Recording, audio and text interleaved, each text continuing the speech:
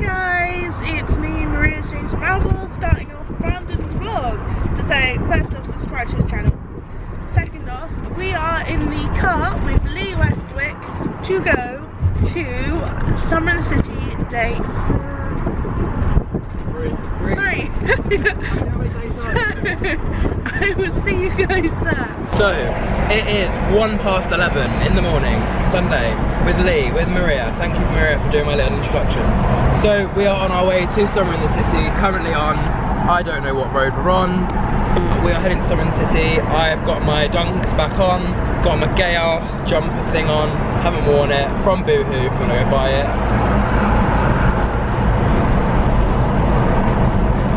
But yeah, we'll see you in a bit, and we'll see you in a bit. Hi Lee. Hi. Hi Maria. Hi.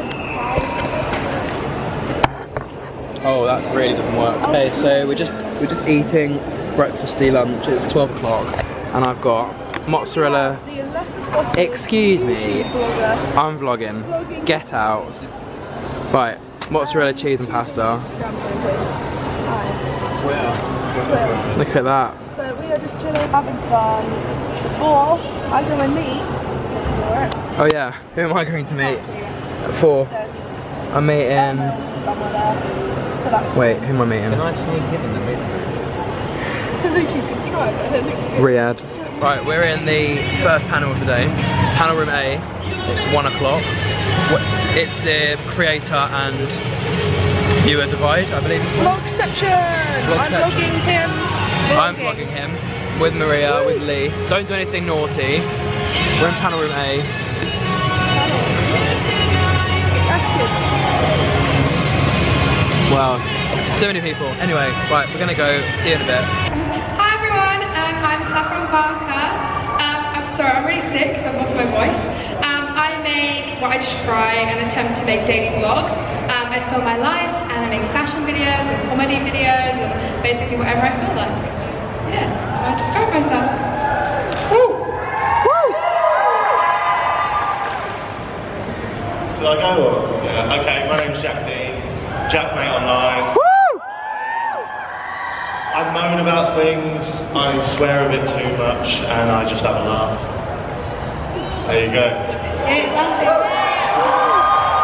Hi guys, I'm Tessa Brooks. I vlog and I'm a dancer, and that's what I do. I vlog. Hello, I'm Ellen Rose. I have a small vlog channel, but my main job is I help run a gaming channel called Outside Extra. Woo! Be best friends to every single one of them out there. So I try and just keep them on the same level as me in terms of, let's not do this whole like I'm your best friend online kind of thing, because the truth of the matter is, if I bump into him in the street, I'm probably not going to know who you all are individually. I mean, I'll give you all the time I can and I'll say thank you for watching my videos, but I feel like there's always going to be that divide between creator and viewer, and we're not going to bridge that gap completely ever, really, just because of how many people watch YouTube these days. And as long as we're just open and honest with our viewers and say, look, we're not best pals, but you can watch me when you've got 5 minutes, then I think that's the best way to be, because I can sit there and say, oh, if you've ever got any problems, I'm your best mate, I'm here to help. But the chances are, if they call me, I'm not going to be on the other end of the phone. So I try to be as honest as I can, but... Speaking a little on that, Ellen, I know you had an experience where you were the fan and then you kind of became a part of the team. Do you want to speak on that just a little? Yeah, I run the second channel to a channel called Outside Xbox. You might have seen, they do weekly list videos, like 7 funny things in these games that happen. And I was a big fan of those videos and watching them. And before my current job, I worked for Xbox making videos for them. And I went to an event where the Outside Xbox guys were there. Jane and Andy were both there. And someone introduced me. And then like, a few months later they came up to me and were like, can we steal you? Can you work for us? And I was like, yeah, okay, cool. Viewers have influenced the content that you're making.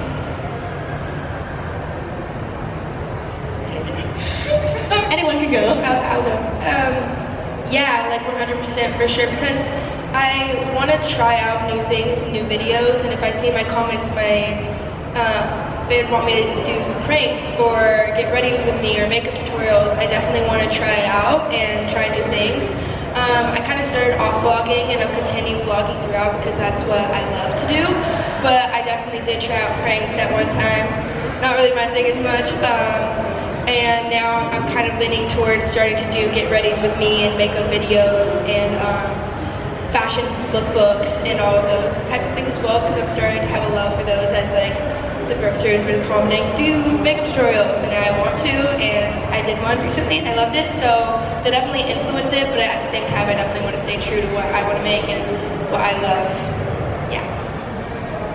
Yeah, I think you hit the nail on the head, because we can all, the dream for us as creators is to create the stuff we want to make, but ultimately at the end of the day, if the stuff that we want to make is not getting the views, and then we do something a little bit that we think's what these guys want to see, and then it's pulling in the views, then it's going to take one hell of a character to not then keep making that content, because at the end of the day, the views are what pay the rent. So if you can find that perfect middle spot between what you want to make and what people want to see, then you've won. And that's not always as easy as it sounds. I definitely agree with the middle spot. Like, I think I would never do anything that I really didn't want to do just for the views. Like, I've never done that because I've always wanted my channel to be me and like everything about me and what I love. I want to be able to look back on it and be like, everything that I've made on this channel is me. So I definitely agree with the middle point. Like, influencers definitely do, you know, when they tell you, oh, can you do this kind of video? Can you do this kind of video? So I'll definitely branch out and do other things. But still, I always kind of want to stay true to myself and do the things that I personally. See, I think that's fine, because I think if you're going to change your content a little bit to give these guys what they want to see, that's fine, because they're the people who watch you at the end of the day. But where I think it gets a bit bizarre is when you see creators collaborating with other creators that you know they don't really get on, but this one's just got 1 million subscribers or whatever, and if I make a video with this one, I'm probably going to get a bit of that as well. Do you know what I mean? So that's the. Have you ever done a collab with anyone that you're not a big fan of? I've never done a collab that someone that I'm not a big fan of, because it's the same thing. Like, why it would be awkward, it would be uncomfortable. Like, even just watching the video, you know, you'd watch it, you'd be like, they're so awkward together. Yeah. I've done a collab with someone that I hadn't met before, and I said to my parents, I was like, I don't know if I would do that again, and actually I never ended up uploading the video, and they were such a nice person and everything, but it was just, and I watched them all the time and they watched me, but it was just weird because, you know, we have never met and we went to go film this video together, and it was just, I don't know, it's just weird, like film with someone that you don't know. It's just, I wouldn't do it again, but yeah. I did actually watch their videos and they watched mine. Fair enough. But I feel if you make stuff that you don't want to be making, it doesn't take a genius to work out that you don't want to be there. I've done that before. I've gone in slumps where perhaps I weren't getting the views I wanted to get, so I thought, right, I'll do this because this will get the views in. And although it was getting the views in, they'd start to dwindle where people was just watching thinking, he doesn't want to be doing this shit, and they were bang on. So yeah, again, just to repeat, like, you have to find that golden spot between what you want to make but also what these guys want to see. Yeah. As a platform can do to make your relationships with your viewers better? Has there been things that have developed in the past couple months or the past years that you've really loved? I know, like, in the idea of maybe moderating comments, a couple years back they brought in the moderator level where the creator selects someone and says, would you please help me monitor my comment section, because there's a lot happening on there. So is there any, I guess, what would you call them, like, tips that you would have to YouTube for making your relationship better with your viewers? I've got an idea. I think the moment that the divide got a bit wider was the moment that YouTube took away video responses. Because I don't know if you remember back in the day, you could just respond to a video and you're sat there and then you can have a chat. That was a great part of YouTube, and it opened up a lot of discussion. And I think the moment they took that away, it then very much became, I'm me, doing my thing. and you're watching me. They didn't have, they can comment, but then you don't see who's behind each comment. Do you know what I mean? And sure, you can still do a video response, but you have to upload that to your channel. Then you have to somehow get that to me, and that can get lost in translation sometimes. So I think if YouTube could bring that back, then that's a step in the right direction for sure. It's interesting because over the years, that has been the #1 thing creators have asked for since I think they got rid of it in 2012 maybe, and all the time creators are like, please bring this back, and they never have. They keep giving us new stuff, but it's never the one thing we really want. Yeah, I think they took it away because of the whole reply girl thing. So back in the day, a lot of young women were kind of uploading these particular videos where they go, yeah, I watched this video, it was great. And it was in the days where you could see all the tags, so they just steal all the tags, pop it in their tags. The viewer would be like, hey, I watched this, it was this, that would be the title of the video, and it would just be them going, hey, I watched this, it's really good. And it was just flooding. And the thing is though, they weren't using video response tools, they were just uploading on their channel and stealing tags. But YouTube took away responses, I don't know why, it's a shame. I mean, I hadn't even started YouTube then, so I don't even remember this part of YouTube, so I actually don't even know what you guys are going on about, but it does sound great. My favourite thing about YouTube at the moment is, and I don't feel like enough people use it enough, because I feel like it should be kind of more there and obvious rather than in your subscription box. I really like the community tool, because it means, again, like people can more interact, but it's one of those things that it's so hard. Like, I don't get much of an interaction from it, but I do really enjoy it because it is easier for me to, you know, actually respond to people on YouTube rather than just, you know, a comment.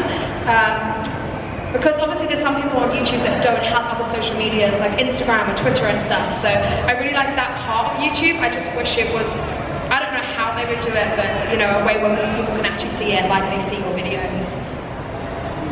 I didn't even know about that tool until like a month ago, and like I love it too.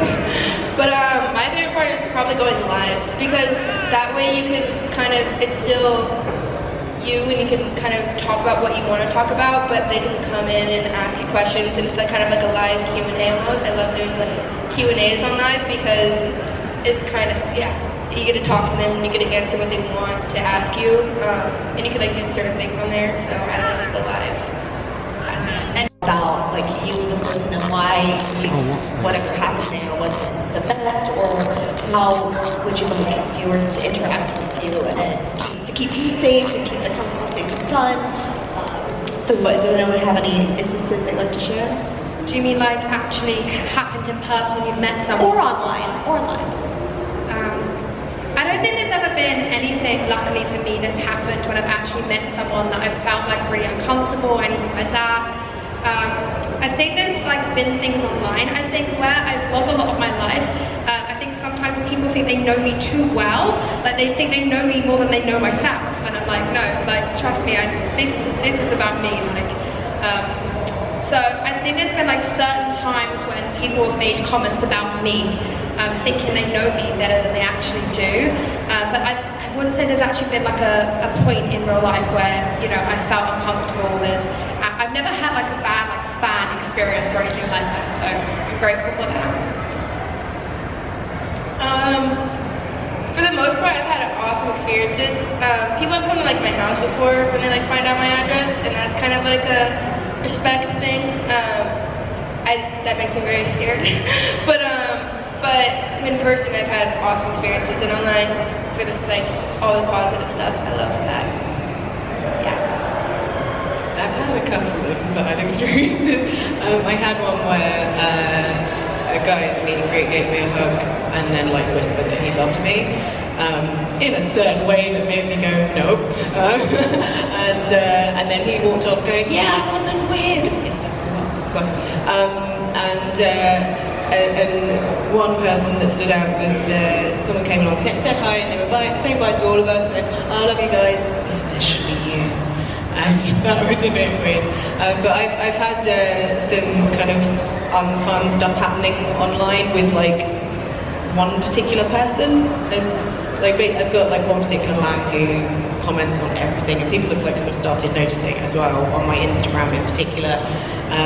And it's like something that I've had to involve the police in, and that's such a shame, because like most of my experiences with people that watch my stuff are fantastic and everyone's really nice, and it's just like this one thing. So sometimes if someone has similar characteristics to this person, and like this guy likes to send me poems a lot, so if someone sends me a poem, I'm like, that's a red alarm, like red alert in my head, and I'm like, nah. So, and it's not because I don't like poems, it's just because of this one person. The sex education panel. We are in room B, panel B, not number B, letter B. So, oh, Tatty, there's Tatty. Wait, give us a wave. Tatty, give us a wave. Yeah, but I can't zoom in any faster. Yeah, I can. Oh, she's gone now. Okay, but we're here. Right, I've got some sort of quick back punch.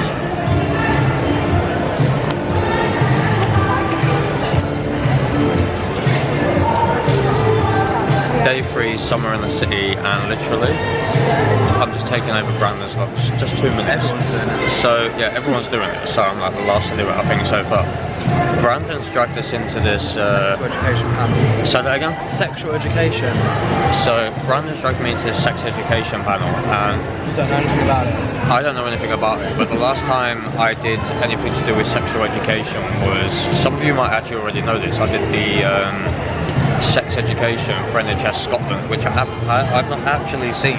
So if anyone has actually seen my sex education for NHS Scotland, please somehow send it to me.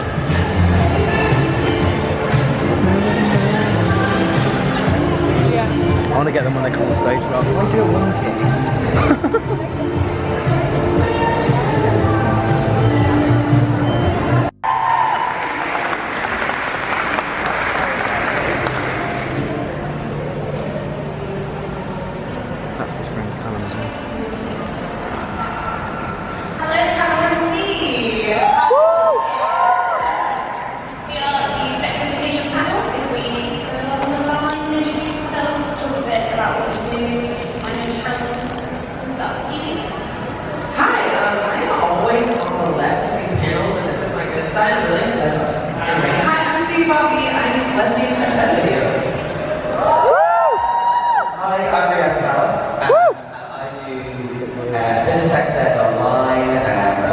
queer culture and equality stuff, and then have a sex comedy podcast called Unexpected Foods on the PC Radio World.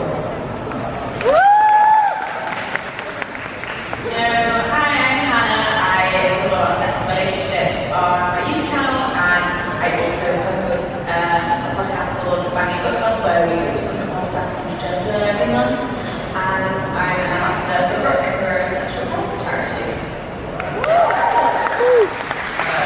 My name is Brandon.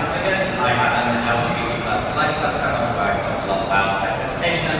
I also host a weekly radio show about sex and sexuality, and I work for a sexual health charity as an HIV prevention specialist for 4 years as well. Money, they need to pay schools, but they put it on the curriculum, they need to pay teachers properly trained in it, and there needs to be like less rigidity in terms of like teachers having to like hit their targets, which means that subjects like sex education, relationships education, and PTSD, and all of these like life skills that like every adult I've ever met is just like, yeah, we get taught this stuff in school, and these are the things that I'm actually facing and dealing with right now, and how I'm navigating life, and they're just shoehorned, they're just not prioritized in schools. I'm just, can I spoil your Tories?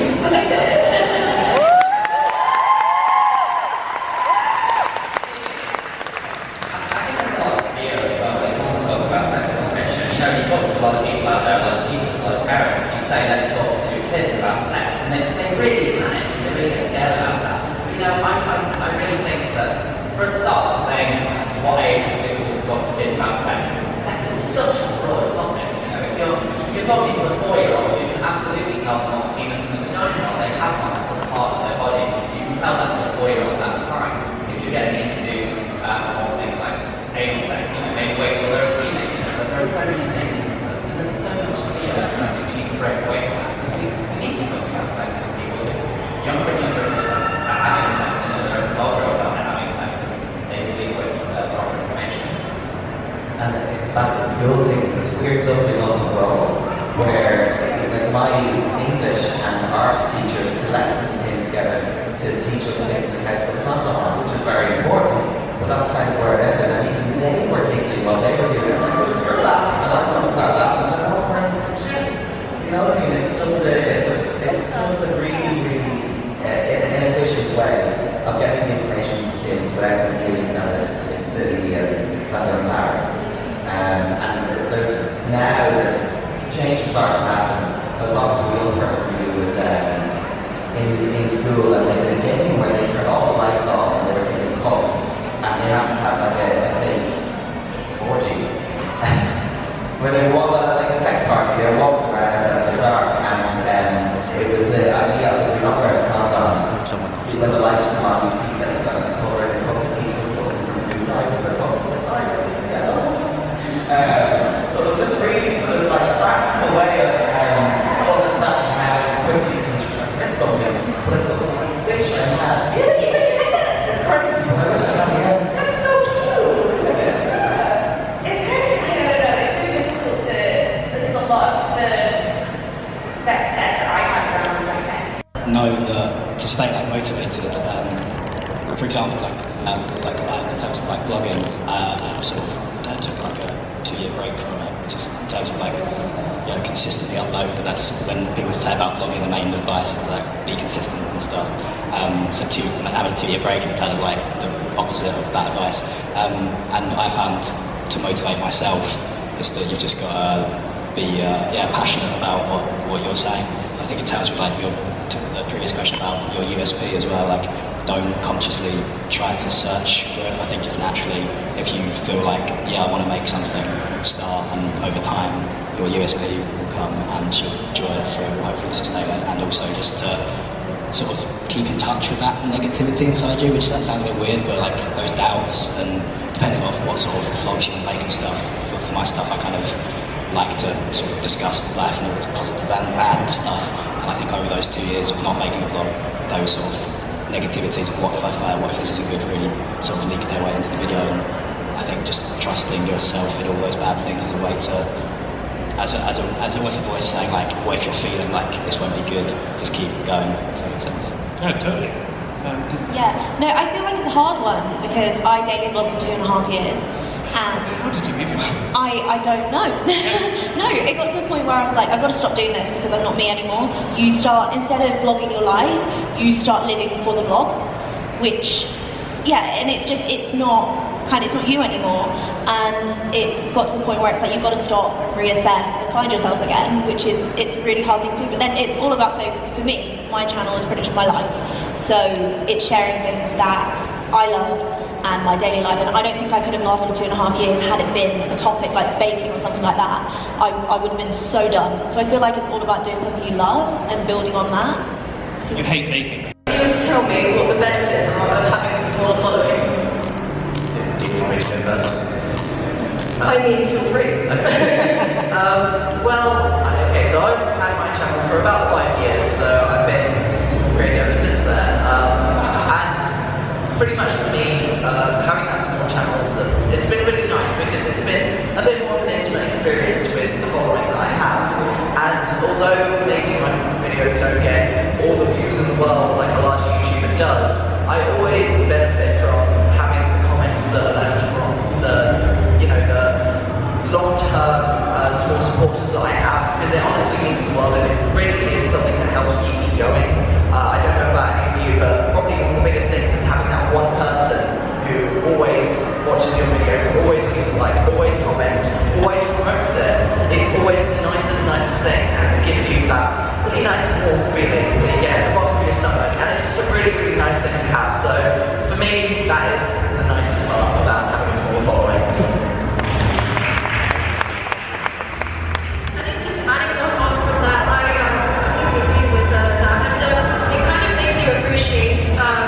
What kind of people you have following you, and you can just,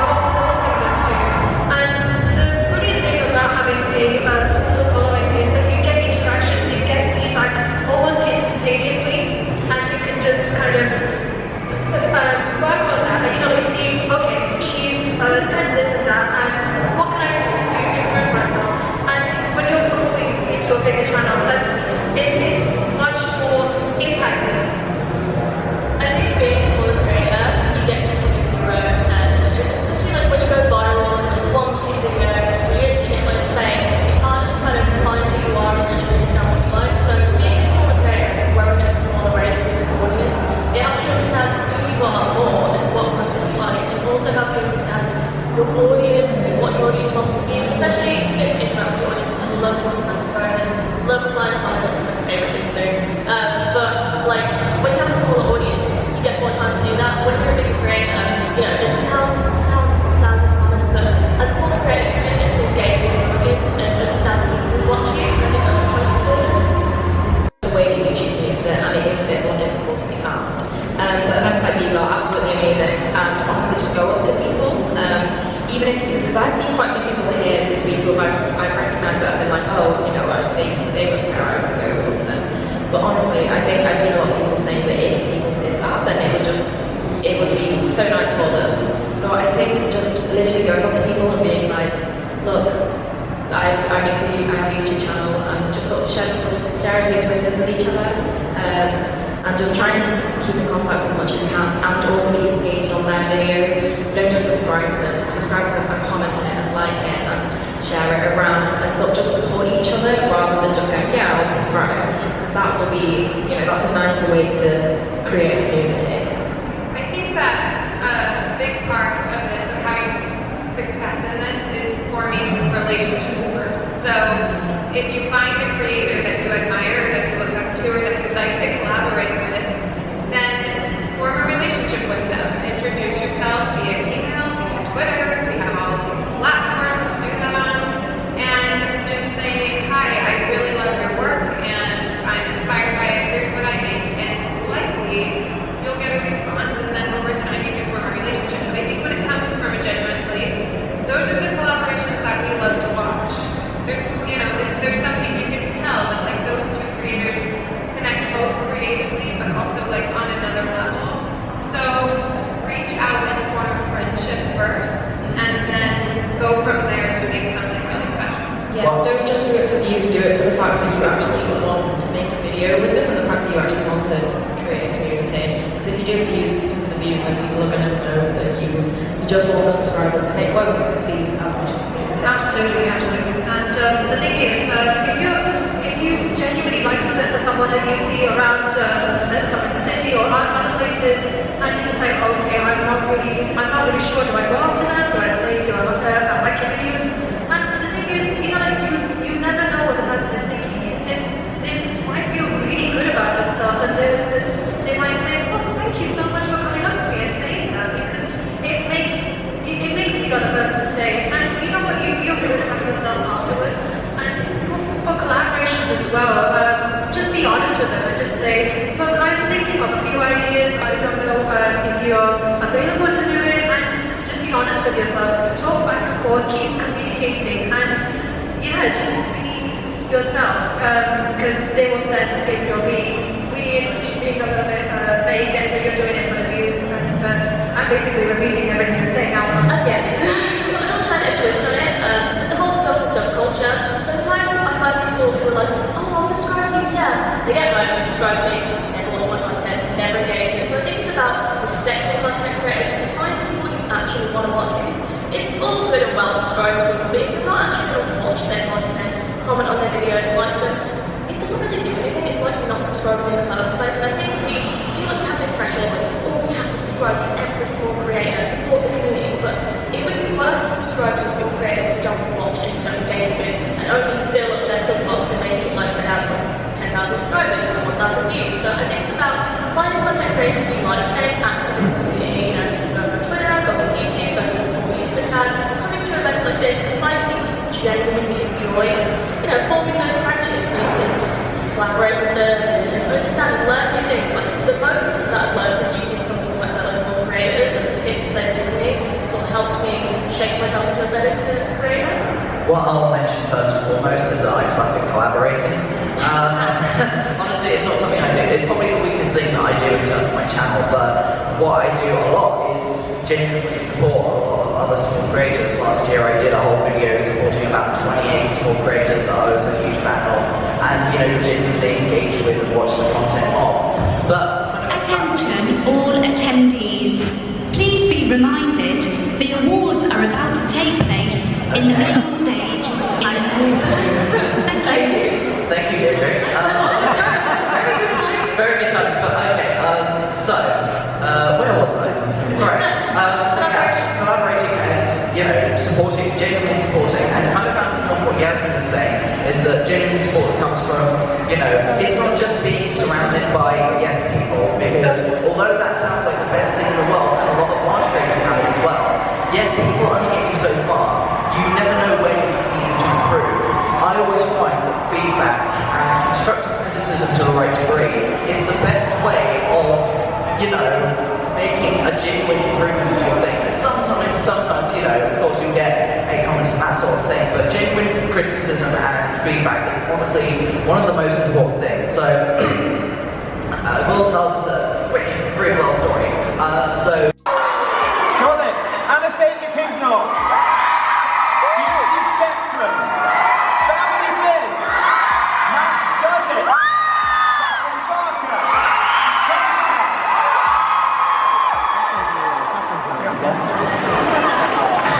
Without overdue, the vlogger of the year this year is Saffron Barker.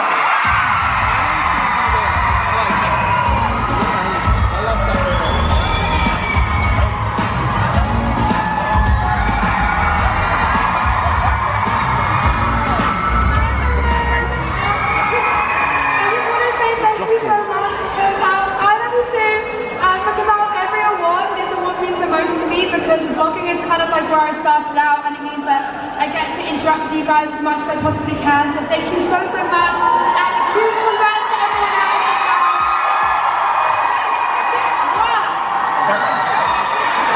Biscuit version you inside there. It's a biscuit version. Oh my goodness!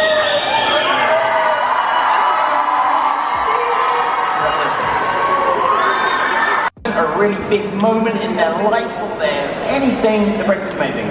So, without further ado, it's not got enough to my head, so I read it, I'm going to do the envelope to be honest. The Breakthrough Award winner this year is Family Fit.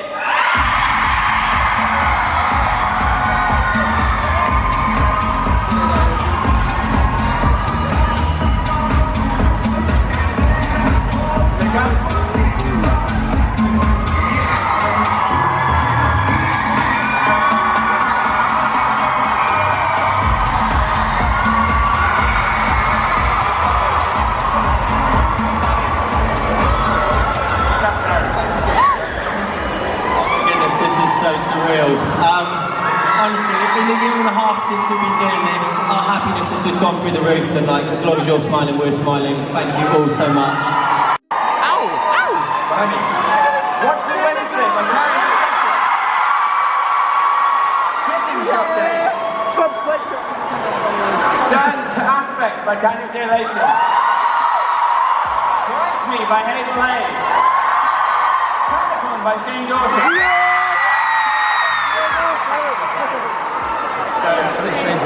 You're in Dawson. And the Creative Series of the Year this year goes to Prank Me by Hazel Hayes.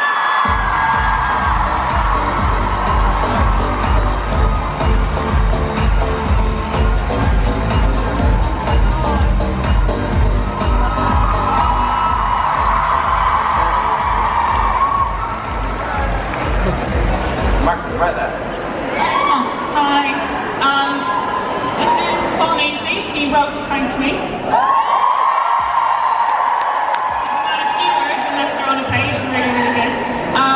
It would be weird for me to not mention the fact that I was not at Mojito today, and I'm here with lipstick on and a dress and seem fine. But as I'm sure all of you know, since we are all here at Sitc together, mental illness is hilarious. And sometimes you're in a room with the curtains drawn and your friends come in and make you up and put a dress on and come say hi to thousands of people. So I've done that. Love you also. I'm really genuinely sorry to anyone who didn't get to see me today. I wanted to see you too. I'm sorry that didn't happen, but I'm really genuinely very appreciative of it. I didn't expect it. And yeah, a lot of work into it. Emotional Homework, Family Fit. Goblin by Jack and Dee. My New Body by Hannah Whitten. Ocean Kid by Kick the PJ. El Millstyle.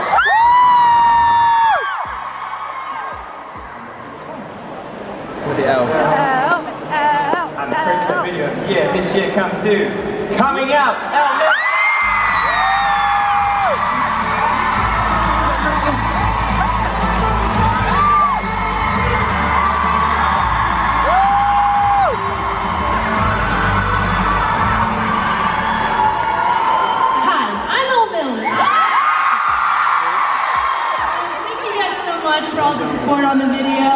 I'm glad to be bisexual. It's really great. Thank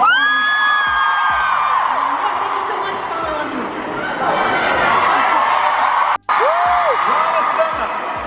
Looking for Louis.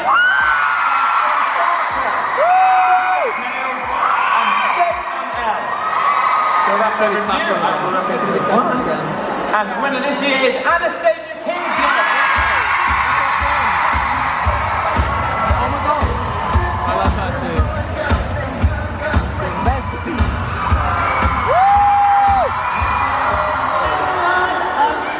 I really didn't expect to win this. Thank you so much everyone who voted for me. I've been on YouTube for 7 years now, so this really does mean a lot. So thank you.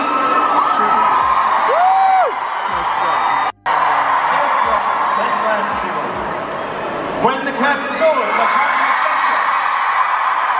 Become a Princess by Connie Gliss. Secret of the Night by Dodie. Giovanni Fletcher and Tom Fletcher. Simon Barker vs. Real Life by Saffron Barker. And the winner of this book of the year this year is When the Curtain Falls.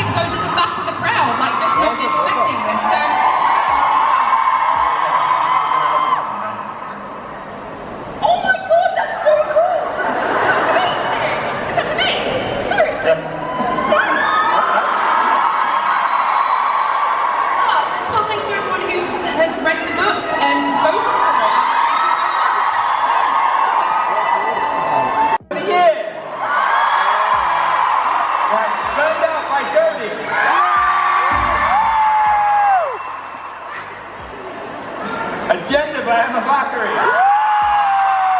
Personal by Harvey. I Go Crazy by Ola Garland. And Crush by Tessa Byler. And the winner of our final award this year, the song of the year, is Crush by Tessa Byler.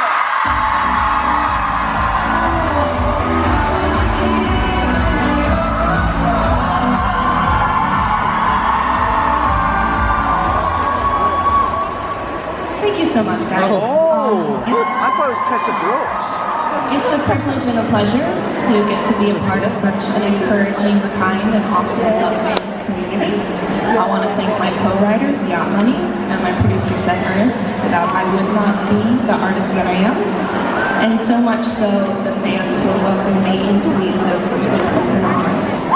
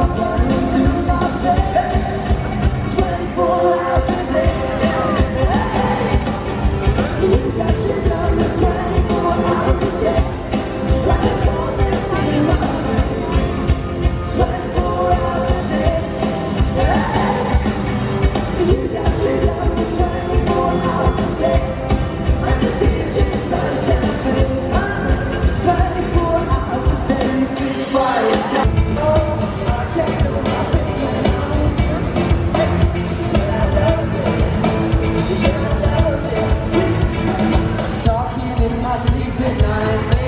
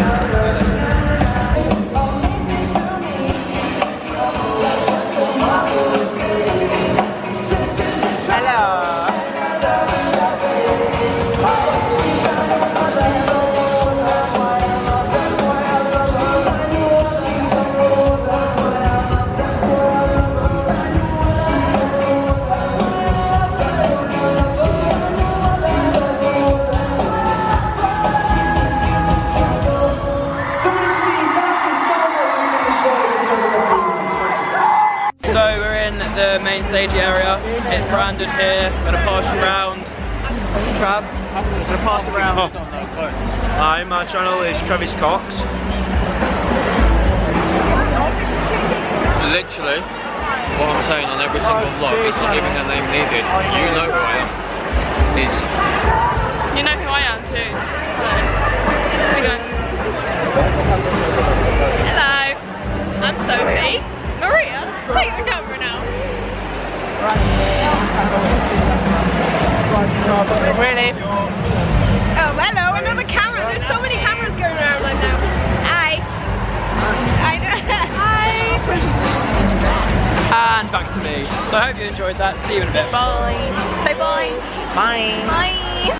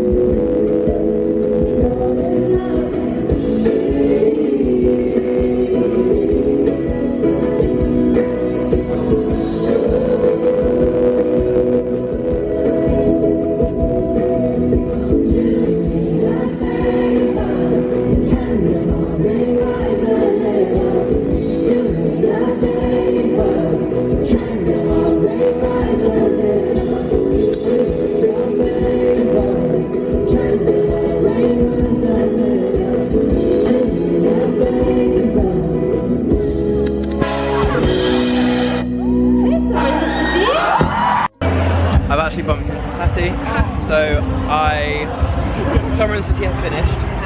But did you have a good time? Yeah, it was alright. Yeah, it was alright. It's real. I'll put a link in the description anyway. Yeah, but you're nice. I'm not nice. Bye. Egg. Hey, I want to go. See you next. A whole load of my sweat. Yum. Yeah. Bye. Well, let's get a picture. I'll try and meet you less than a year this time. Yeah, quicker than a year. I know you don't live that far away, but I'll see you soon. I'll see you soon. I'll go get a picture of Sophie. When you're back at uni? End of September. Okay, me and Travis will come and crash you. So, I've just got home. It is 10:30 in the evening.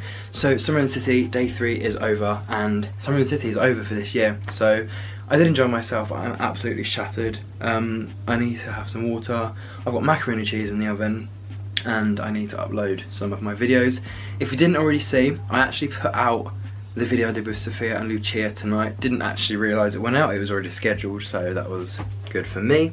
But yeah, pretty much that was it. I hope you have enjoyed these 3 vlogs, and if you did find my channel or you are new to supporting my channel, then thank you very much, and hopefully some more great content will be out soon. Also, those people that I met today, the 2 people I met in the queue for Riyadh and Scarlett, so it was Scarlett, Jack, and what's his name? I can't remember what his name was. There's another guy, the guy that was with Jack. Hi, sorry I forgot your name. And absolutely Charlotte, the girl that shouted herself out at the panel. Nice to see you as well. Thanks for the follow on Instagram. And yeah, other than that, thank you very much for watching. Don't forget to like, comment, share and subscribe if you want to. And social medias will be in the description as usual. So until Summer in the City next year, or until my next vlog, I will see you soon. Goodbye.